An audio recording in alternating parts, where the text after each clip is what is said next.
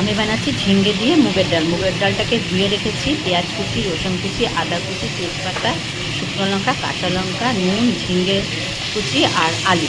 তেলের উপরে আলুটাকে দিয়েছি, পাতলা পাতলা করেই কেটেছিলাম। আলুটাকে একটু ভেজে নিয়ে তেজপাতা, শুকনো লঙ্কা দিয়েছি। দিয়ে এবারে আমি ডালটাকে দিয়ে দিলাম। দিয়ে ডালটাকে একটু ভেজে নেওয়ার পরে আমি দিয়ে দেবো পেঁয়াজ। কিছুটা পেঁয়াজ কুচি দিয়ে দেবে আন্দাজ মতন। আমি যেমনি এখানে অল্প ঝিঙ্গে আমি ছোট ছোট মিডিয়াম সাইজের 2টো পেঁয়াজ দিয়েছি। এবার একটুখানি নাড়িয়ে নিচ্ছি এটা। কিছুক্ষণ নাড়িয়ে নিয়ে আমি দিয়ে দেবো এর মধ্যে রসুন। রসুনটা একটু বেশি দিচ্ছি।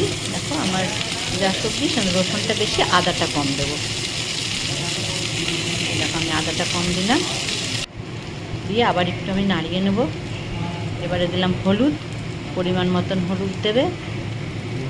আমি ওখানে ছোটো চামচের 2 চামচ হলুদ দিলাম আর নুন দিয়ে দিলাম। দিয়ে এবারে আমি ভাজা আলুটাকে দিয়ে দিলাম এর মধ্যে। দিয়ে দেখো কাঁচা লঙ্কাটা আমার কাটা ছিল, ওটাও আমি দিয়ে দিয়েছি। দিয়ে এটা কিছুক্ষণ নাড়িয়ে নিচ্ছি।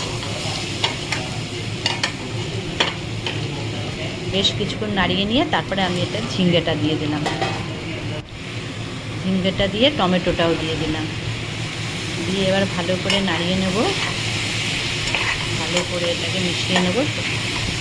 ডাল, টমেটো, আলু সব ভালো করে মিশিয়ে নিলাম।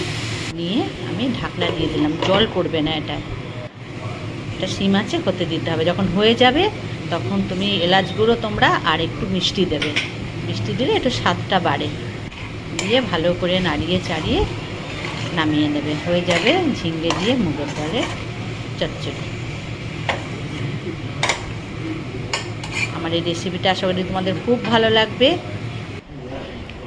দেখো আমার হয়ে গেছে।